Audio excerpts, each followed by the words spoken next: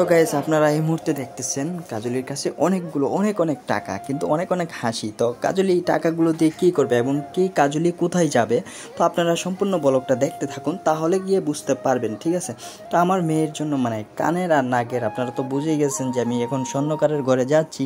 তো স্বর্ণকারের দোকান থেকে গিয়ে মেয়ের জন্য দুটো রিং নেব আর এই নাকের একটা ফুল নেব। তো কাজলি বলতেছে যে ওইগুলো তার খুবই প্রয়োজন এবং কি লাগবে। ঠিক আছে। তো অনেক দিন হয়ে গেছে মেয়েকে মানে কান সিঁদুর করে দেওয়া হয়েছে, কিন্তু কানে রিং এবং কি নাকে নাক ফুল ওইগুলো দেওয়া হচ্ছে না। তার জন্য কাজলি ইমার্জেন্সিভাবে স্বর্ণকারের দোকানে চলে আসলো। তো আমরা যেখানে সবসময় মানে স্বর্ণ মানে কিনে নিয়ে আসি এবং কি অর্ডার করে বানিয়ে নিই, তো সেখানে গেলাম। তো অনেক আগে আমি মানে এখানে গিয়েছিলাম, তো অর্ডার দিয়ে আসলাম। অর্ডার দেওয়ার পর এই আমরা আজ মানে ডেট দিয়েছিল, এই ডেট অনুযায়ী আমরা এই স্বর্ণকারের ঘরে গেলাম। স্বর্ণকারের ঘরে গিয়ে ভাবলাম কি আপনাদের সঙ্গে একটা ব্লগ ভিডিও তৈরি করে নিই। তার জন্য আমি ব্লগটা কিন্তু অলরেডি শ্যুট করে দিচ্ছি। এখানে দেখতেছেন কাজলি কিন্তু বসে আছে, আর দোকানে যাওয়ার পর দেখা যাচ্ছে কি দোকানে অনেক মানে কাস্টমার ছিল। তো আমরা একটু ওয়েট করতেছি। তো আমরা একটু বসার পর এইখানে আমি কিছু ডিজাইন দেখতেছি, ভাবছি কি আমার জন্য একটা কিছু মানে অর্ডার করে নেব কিবা বানিয়ে নেব কিবা এরকম একটা মানে নিয়ে নেব।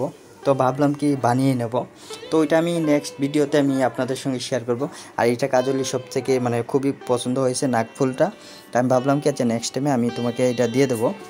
তো আমি ভিডিওটা শ্যুট করে নিলাম, আর ওই যে নাকফুলটা আমি নেব, আবার যাব স্বর্ণকারের ঘরে।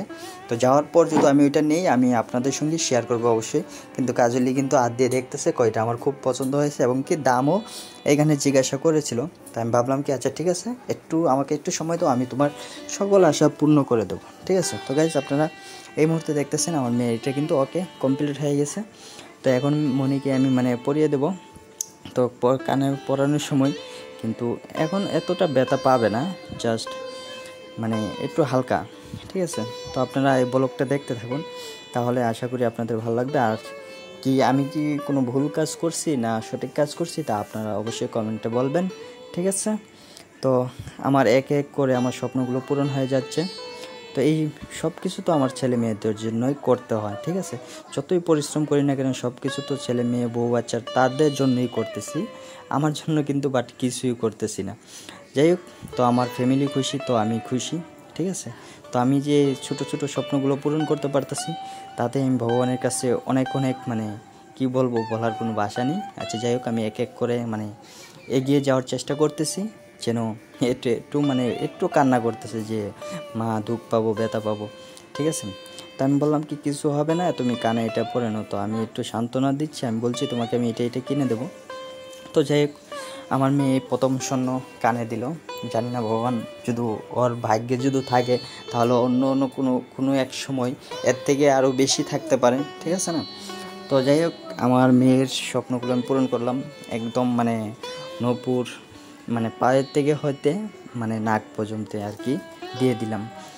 তো গেস আমার ব্লগ ভিডিওটা যদি আপনাদের কাছে একটু ভালো লেগে থাকে তাহলে কিন্তু আপনারা লাইক করবেন, আর লাইক করে আপনারা কমেন্টে বলবেন যে আমার ব্লগ ভিডিওগুলো দেখতে আপনাদের কাছে কেমন লাগে। ঠিক আছে। তো আমি এখন রাত বাজে প্রায় 10টা হবে। তো আমি এখন ভয়েস দিচ্ছি। তো ভিডিওটা কিন্তু অনেক আগের করা ছিল, তো বাট আমি সময়ের অভাবে আমি দিতে পারিনি।